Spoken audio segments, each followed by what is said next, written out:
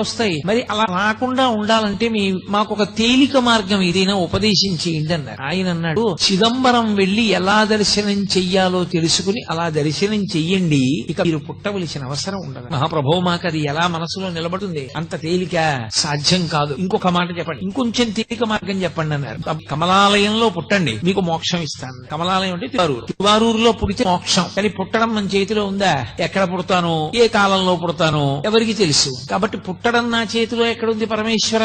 ఇంకొక మాట చెప్పండి. ఆయన అన్నారు, పోని పుట్టడం నీ చేతిలో లేదు, నీ కర్తవ్యాలన్నీ అయిపోయాయి అనుకున్నప్పుడు కాశీ వెళ్ళిపోయి కాశీపట్టణంలో ఉండిపోయి కాశీపట్టణంలో శరీరం విడిచిపెట్టేస్తావా? మోక్షం ఇచ్చేస్తాను. నేనే వచ్చి కుడి చెవిలో తారక మంత్రాన్ని ఉపదేశం చేస్తా, ఉపదేశం చేసి మోక్షం ఇస్తా. కాశీ వెళ్ళిపోతావా?